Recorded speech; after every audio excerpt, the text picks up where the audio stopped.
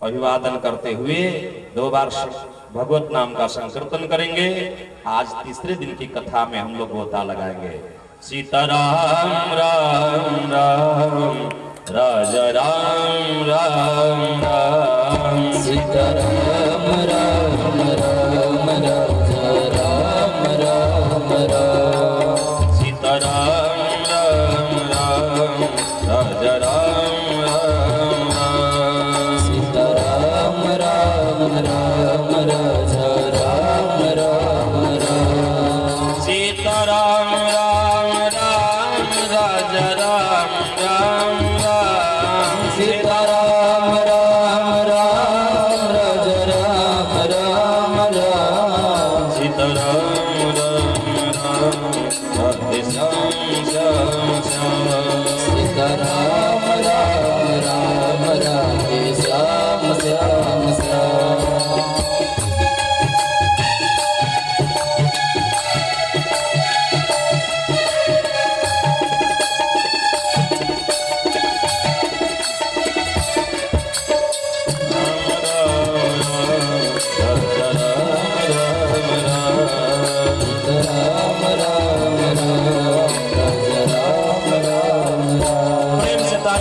सब लोग भगवत नाम का संकीर्तन करें। मैंने कल बताया था कि ताली बजाने का अर्थ क्या है। इसी हाथ से पुण्य होता है और इसी हाथों से पाप होता है। भगवान के कीर्तन में ताली बजाने से भगवान सोचते हैं कि भक्त मेरा मुझे हाथ जोड़ के बुला रहा है। और पाप कहता है यहाँ तो भगवान के नामों का पुण्य उदय हो गया है, कीर्तन हो रहा है, तो यहाँ से भागना ही ठीक है। जहाँ पर पुण्य रहता है, जहाँ पर धर्म होता है, जहाँ पर भगवान के नामों का कीर्तन होता है, वहां से पाप जो है अपने आप निकल के भाग जाते हैं। इसलिए कर से ताली दे कर मुख से बोलो सीताराम राम। से ताली दे कर मुख से बोलो सीताराम राम। कर से ताली दे कर मुख से बोलो सीताराम राम। से ताली मुख से बोलकर सुनो सीताराम राम। बोलो सीताराम राम बोलो राधे श्याम श्याम। बोलो सीताराम राम बोलो राधे श्याम श्याम। बोलो सीताराम राम बोलो राधे श्याम श्याम। बोलो सीताराम राम बोलो राधे श्याम श्याम। कर से ताली दे कर मुख से बोलो सीताराम राम। से ताली दे कर मुख से बोलो सीताराम राम। राम राम राजा राम राम राम। सीताराम राम राम राजा राम राम राम। सीताराम राम राम राजा राम राम राम। जय हो राम राम राजा राम राम राम। सीताराम राम राम राजा राम राम राम। राम राम राम राजा राम राम राम। सीताराम राम राम राजा राम राम राम। राम राम राम राजा राम राम राम। भगवान कृष्ण के पावन नामों का कीर्तन करेंगे। श्री कृष्ण गोविंद हरे मुरारे हे नाथ नारायण वासुदेव। गोविंद हरे मुरारी हे नाथ नारायण वासुदेव। हे नाथ नारायण वासुदेव। हे नाथ नारायण वासुदेव। श्री कृष्ण गोविंद हरे मुरारे हे नाथ नारायण वासुदेव। श्री कृष्ण गोविंद हरे मुरारी हे नाथ नारायण वासुदेव। श्री कृष्ण गोविंद हरे मुरारे हे नाथ नारायण वासुदेव। कृष्ण गोविंद हरे मुरारी हे नाथ नारायण वासुदेव। बोली बांके बिहारी भगवान की जय हो। श्रीमद् भागवत महापुराण की जय। जय श्री राधे श्याम। हम सब कल कथा के माध्यम से जो भी पंडाल के बाहर भैया लोग खड़े हैं, बड़ी सुंदर बिछावन आप लोगों के बैठने के लिए लगाई गई है। भगवान की कथा बैठ करके सुनी जाती है।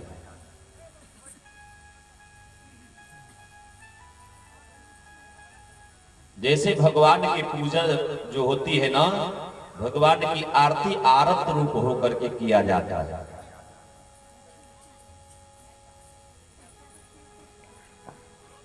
भगवान शंकर कल समाधिस्थ हो गए थे। रामचरितमानस में इस शिव कथा के माध्यम से हम लोग के परिवार में रहने के लिए सुंदर बात तुलसी बाबा ने बताया।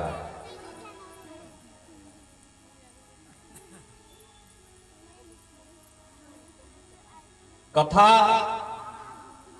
सुन करके और मन में उतारी जाए तो कथा कल्याण करने वाला होता है। एक कहावत है, आप लोग जानते हैं, कथा गई वन में सोचा अपना मन में।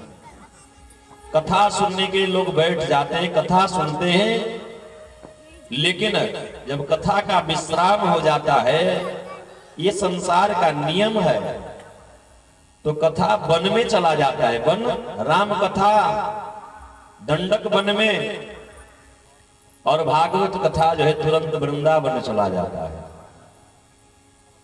लेकिन उसी भगवान की कथा को यदि हम अपने मन में उतारें, ये भागवत कथा में आया है, श्लोकम वा श्लोक अर्धम नित्यम वै पठे नरः। एक श्लोक या आधा श्लोक यदि नित्य पढ़ी जाए, पूरी कथा सुनने की आवश्यकता नहीं, एक श्लोक या आधा श्लोक नित्य पढ़ा जाए और मनन किया जाए, उसी से मार्ग जो है, जीवन का मार्ग प्रशस्त हो जाता है, बदल जाता है। इसी बात को तुलसी बाबा भी लिखे हैं, एक घड़ी आधो घड़ी आधो में पुनियाध, तुलसी संगत साधु के हरे कोटि अपराध।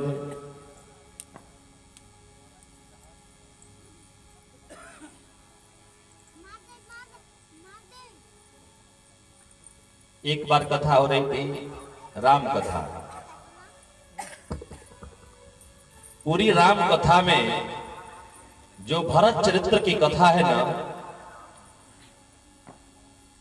हम लोग के एक दूसरे से कैसा प्रेम करना चाहिए, और राम जी की जो कथा है, वो राम जी की कथा हम लोग को अपने जीवन में उतारने की कथा है, कि हर व्यक्ति को, परिवार का जो बड़ा भाई है, जो माता है, जो पिता है, जो छोटा भाई है, पत्नी है, उसको कौन सा कर्तव्य अपने जीवन में करना चाहिए, ताकि हमारा जो परिवार आज के जमाने में ये घोर कलिकाल में जो विघटन की तरफ जा रहा है, वो न जाए। राम कथा से हमें ज्ञान प्राप्त होता है। राम कथा हो रही थी, अनाउंस हुआ कि भरत चरित्र की कथा कल होगी। एक महाराज जी आए थे हमारे ही गांव कथा करने के लिए। तब तक एक भाई उठ के आ गए, कहे महाराज जी भरत चरित्र की कथा बड़ी पावन कथा है, बड़ा अच्छा लगता है, आज ही उस कथा को सुना देते तो बड़ी अच्छी होती, क्योंकि कल हमें रहना नहीं है। महाराज जी ने कहा कि कल आपको कहाँ जाना है भाई, कथा का तो एक कौन सी कथा कब कही जाएगी। अब राजा भागवत कथा में राजा परीक्षित की मोक्ष की कथा आज हो जाए, कोई कहे ये संभव है? नहीं, वो तो 7वें दिन का विश्राम दिवस की कथा है। महाराज जी ने पूछा कि आपको कहाँ जाना है? कहा कि हमें इलाहाबाद हाई कोर्ट में जाना है। कहा कि हाई कोर्ट में क्या बात है? कहा कि मैं बड़ा भाई हूं और छोटे भाई के साथ मेरी मुकदमा है, यहां से जिला कोर्ट से नहीं हुआ तो हाई कोर्ट चला गया। महाराज जी कहने लगे, केस आपने किया है कि छोटा भाई ने किया? कहा कि जी महाराज, जब यहां से फैसला नहीं हुई तो मैंने ही हाई कोर्ट में दाखिल कर दिया। कहा कि जब अपने छोटे भाई पर आपने हाई कोर्ट में केस को भेज दाखिल कर दिया तो फिर भरत चरित्र की कथा, पावन कथा सुनेंगे तो क्या होगा आपको?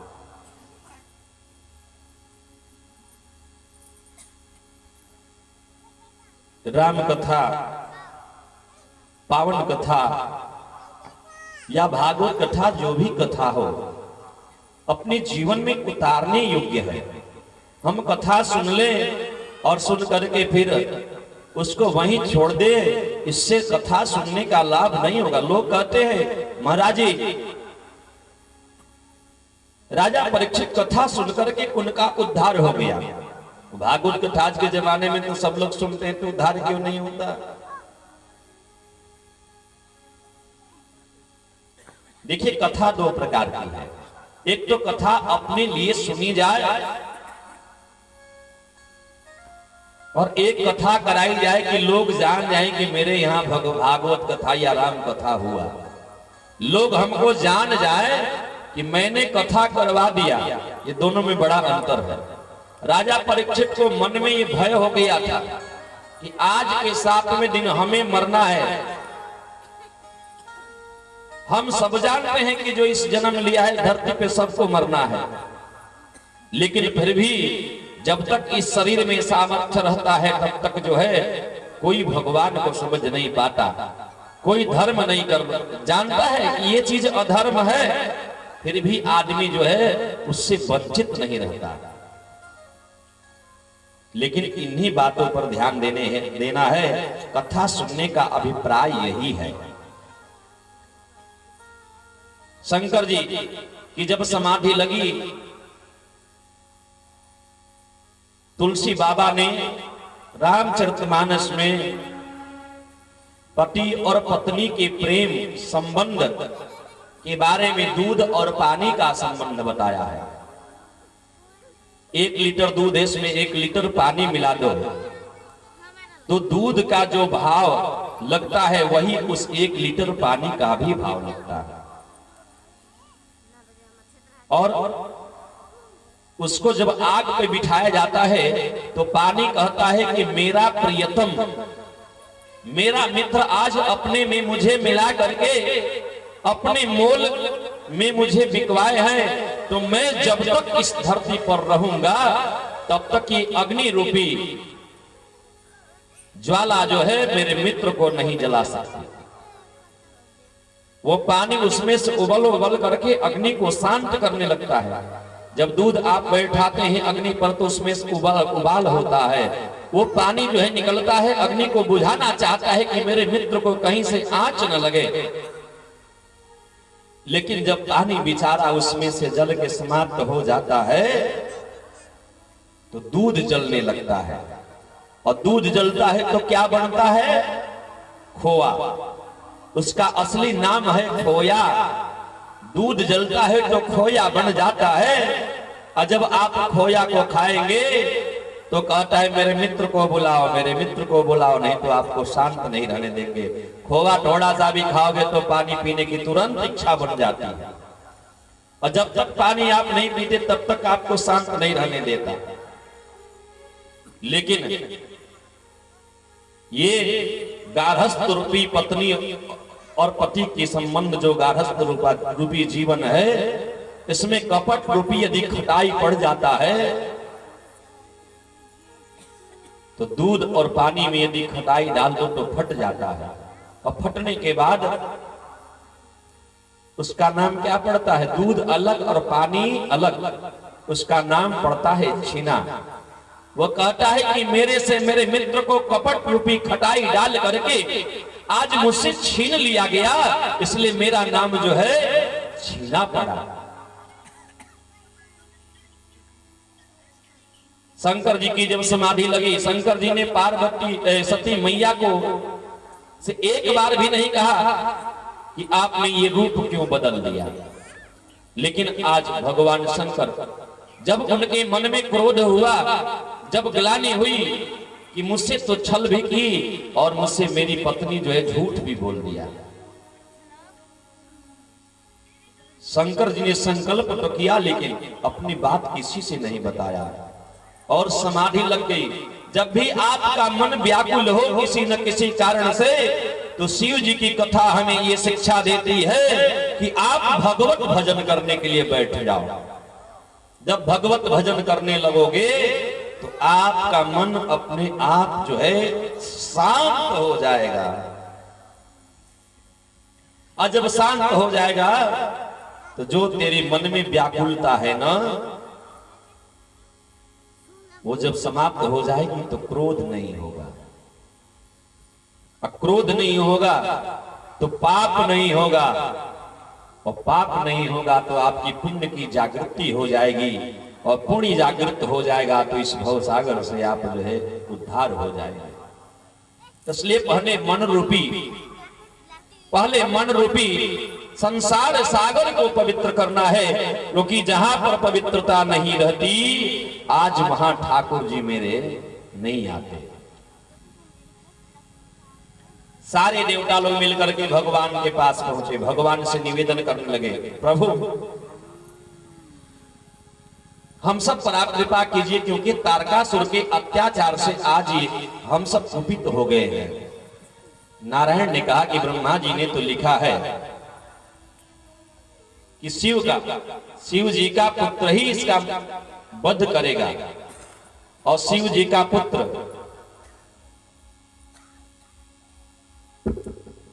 तो है नहीं, और शंकर जी ने अपनी पत्नी को भी त्याग दिया है, तो पुत्र कहां से होगा। नारायण ने कहा कि हम सब मिल करके चल करके शंकर जी को मनाएं। सारे लोग शिव जी को आज मनाने के लिए आ रहे हैं, जगाने के लिए आ रहे हैं।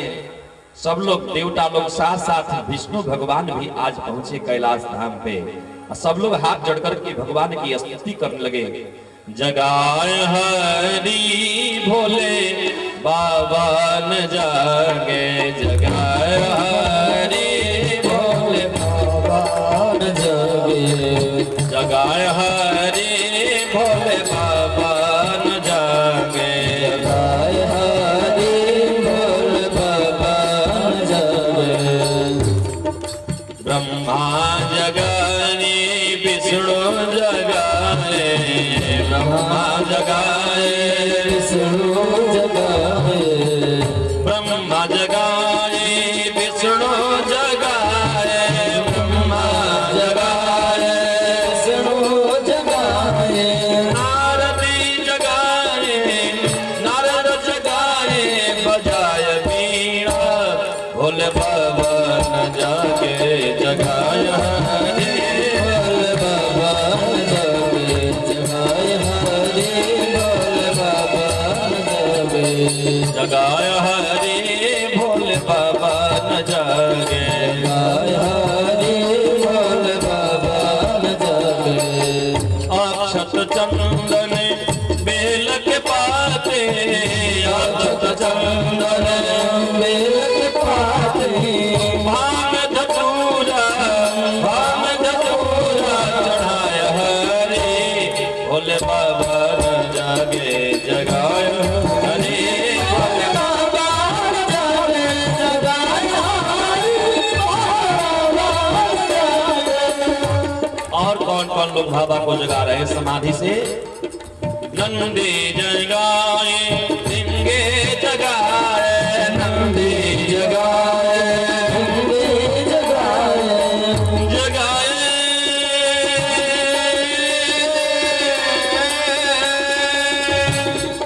जगाए जगाए जगाए, नंदी जगाए, सिंगी जगाए, नंदी जगाए, सिंगी जगाए, श्रृंगी जगाए, श्रृंगी जगाए, बजाए ताली भोले बाबा न जागे जगाया, ये भोले बाबा न जागे जगाया, रे भोले बाबा न जागे मनाया हरि भोले बाबा न माने, आया रे भोले बाबा न माने, जगाया हरि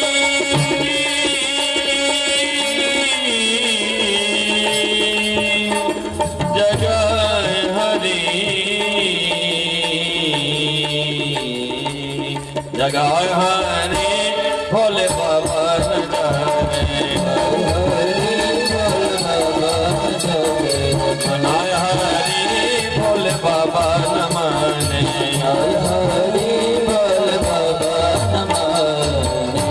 बोलिए शंकर भगवान की। भगवान शंकर की समाधि खोलने के लिए सब लोग जगाए, देखे कि भगवान शंकर की समाधि नहीं खुल रही है। अंत में देवताओं ने कामदेव को भेजा।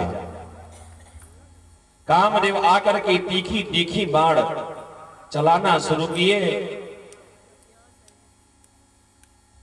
जब भगवान की समाधि खुली तो कामदेव के त्रिनेत्र से ज्वाला निकली और कामदेव जल करके भस्म हो गए। कामदेव के जलने के बाद पश्चात जो है आज कामदेव की पत्नी जो रति थी दौड़ी दौड़ी भोले बाबा के पास आकर के विलाप करने लगी। भगवान शंकर ने कहा, मैंने तो इनको जला दिया है, लेकिन जाओ द्वापर में तुम्हें तेरे पति मिल जाएंगे।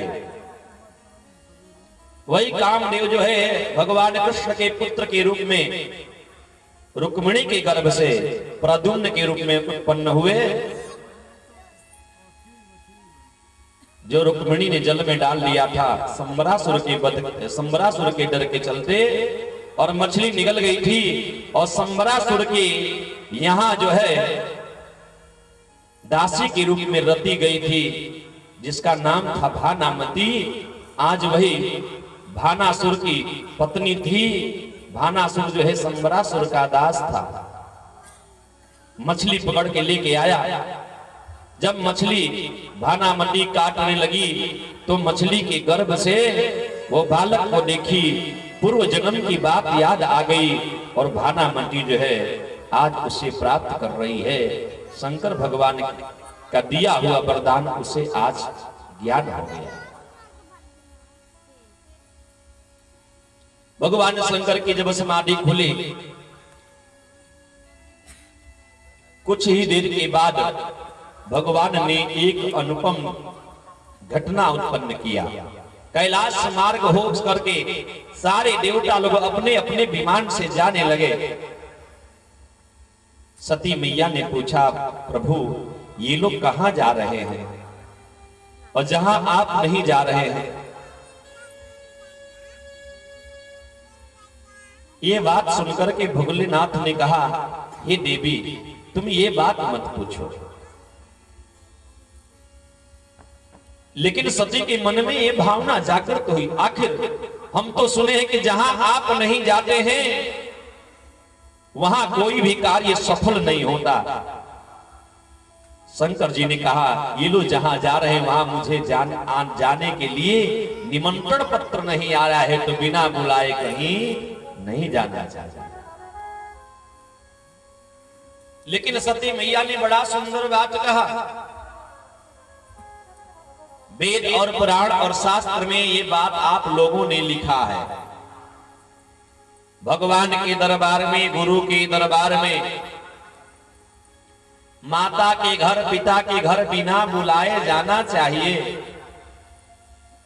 आखिर तो ये देवता लोग जहां जा रहे हैं वहां तो यज्ञ होता हो, तो फिर आप क्यों नहीं चलते? शिव जी ने बड़ा सुंदर जवाब दिया है।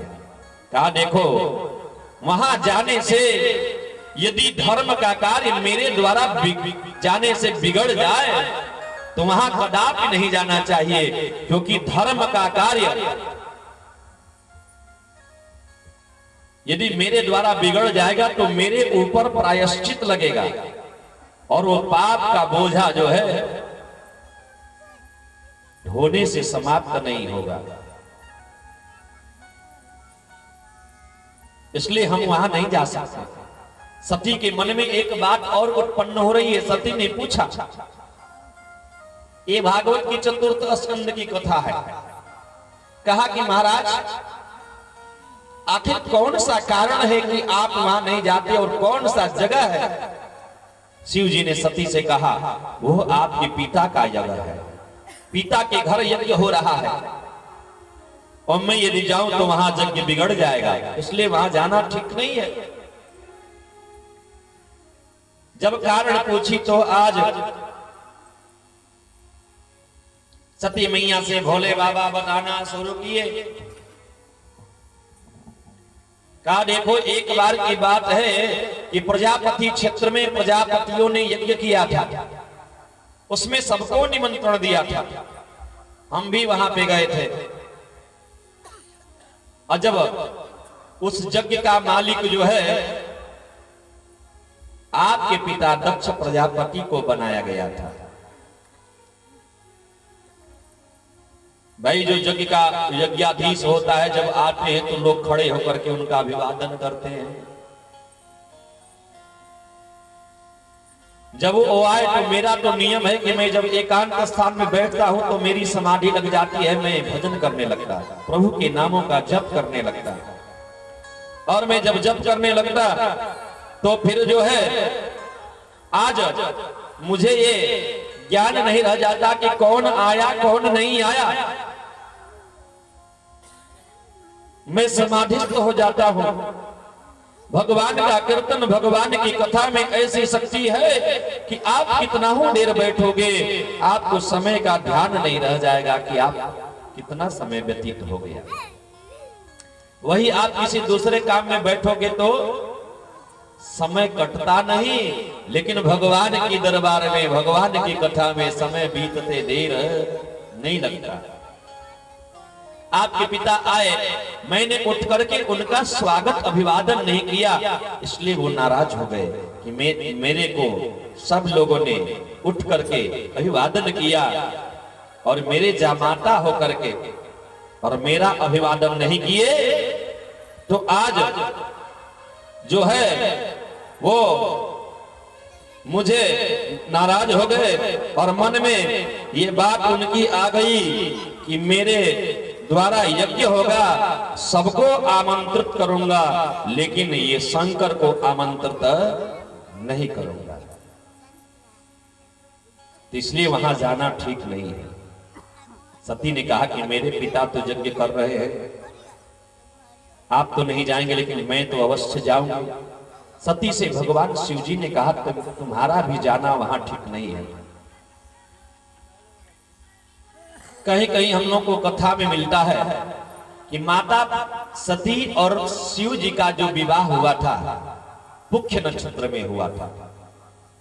27 नक्षत्र है, अश्विनी, भरणी, कृतिका, रोहिणी, मृगशिरा, आद्रा, पुनर्वस, पुख्य, श्लेषा, माघा, इस तरह से 27 नक्षत्र हैं और इनका मालिक जो है चंद्रमा है। पुख्य नक्षत्र जो होता है सबसे सर्वश्रेष्ठ नक्षत्र है, लेकिन ये विवाह के लिए वर्जित है। हर चीज का प्रयोग हर चीज में नहीं किया जा सकता।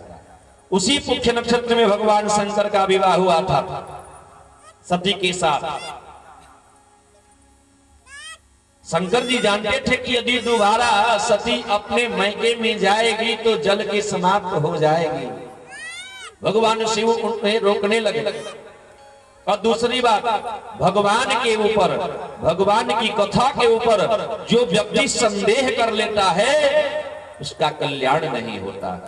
इसलिए कभी भी भगवान की कथा के ऊपर संदेह नहीं करना चाहिए।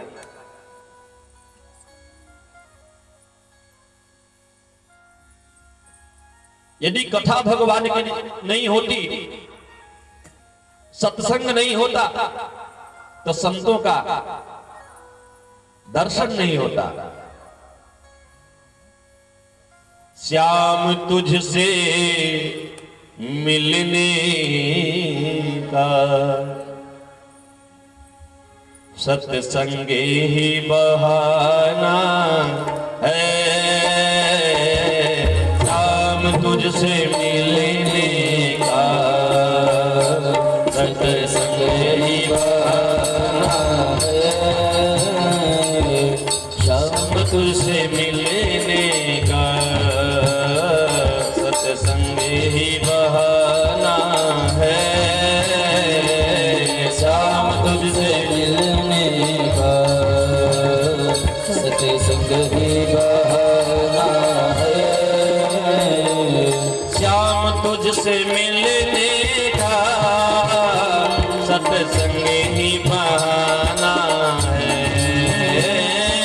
शाम तुझसे मिलने का, सत्संग ही बहाना है,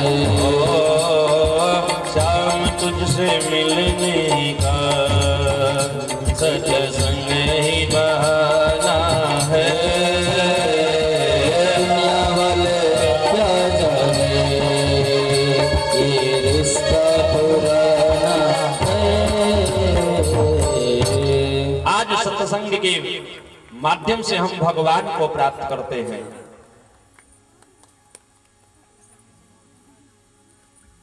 शिव जी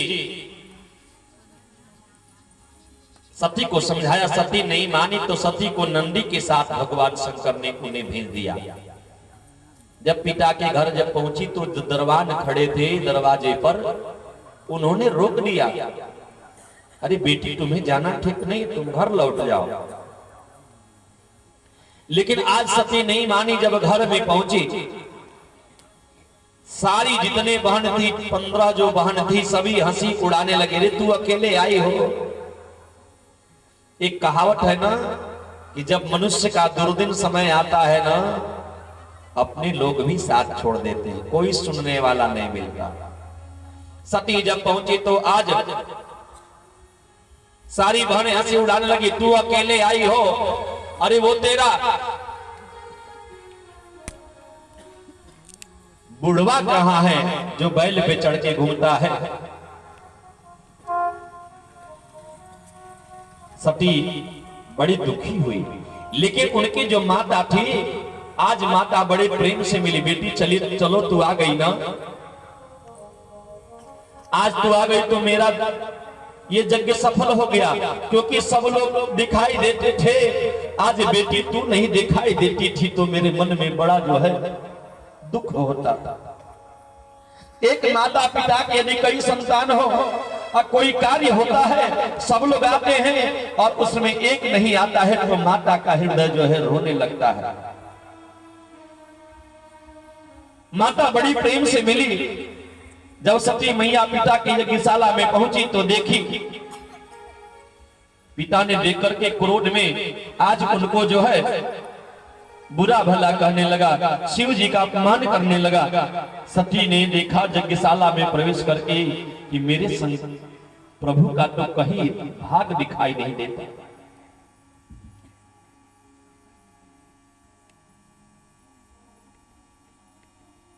सती मैया को बड़ा दुख हुआ, बहुत अपने पिता को समझाई, लेकिन जब कहा जाता है ना कि मनुष्य का जब बिगड़ने का समय आता है तो अच्छी बात भी बुरा लगने लगती है, अच्छी बात अच्छी नहीं लगती।